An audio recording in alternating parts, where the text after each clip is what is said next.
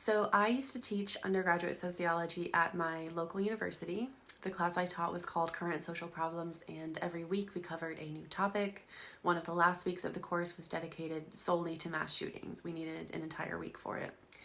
And in the first half of the week, I had my students work together to research 20 years of mass shootings and identify trends and commonalities among the perpetrators. They would present their findings, and we would keep a little list off to the side of the whiteboard, keeping track of the commonalities that they found. And my students accurately pointed out things like race, because most shooters are white, ideology, because most shooters have histories of like overt misogyny, family background, etc. They generally did a very good job of, their findings aligning with empirical data.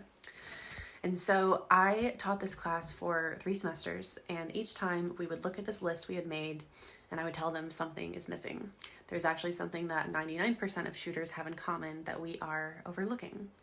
And I would let them sit with it, see if they could come up with it. It wasn't until the 3rd semester that someone piped up and said, it's the fact that they're all men. And that's what it was, because 99% of mass shooters are men. 99%.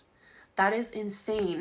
And then because my students were brilliant and because we had already touched on issues of sexism and gender and violence, that revelation would unlock some of the best, most memorable class discussions that we had.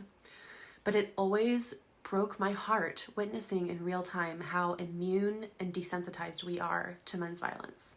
It became such a given that it literally ceased to become data in my students' minds. And then at the end of our discussions, I would always pose the same question: how would society react differently if women committed 99% of mass shootings, let alone any crime, really?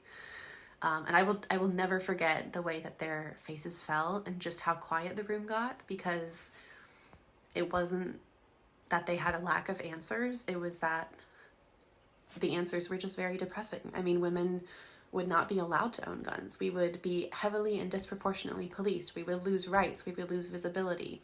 We would lose safety in public. Oh wait, we already don't have that.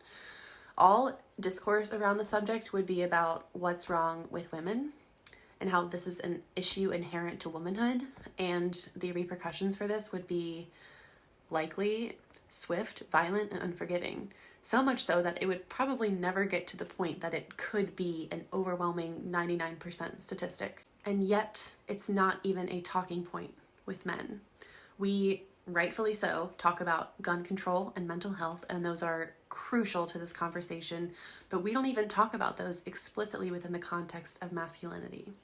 Women and non-binary folks actually have consistently higher rates of mental illness and the same exact access to guns that men have. I would also argue that we have far more to be angry about, but we are not taught from a young age to express ourselves through violence. We are not taught to suppress our emotions. We are not taught that the world owes us anything, and I think those are kind of at the root of the difference there.